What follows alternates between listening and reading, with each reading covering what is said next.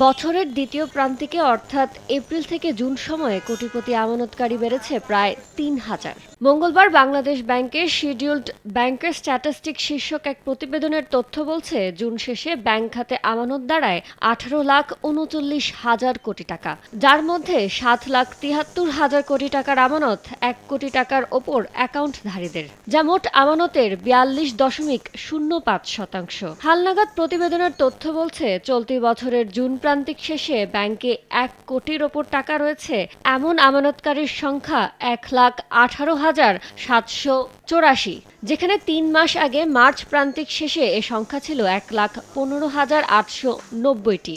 অর্থাৎ কোটি টাকার বেশি আমানতের অ্যাকাউন্ট বেড়েছে প্রায় ২,৮৯৪টি।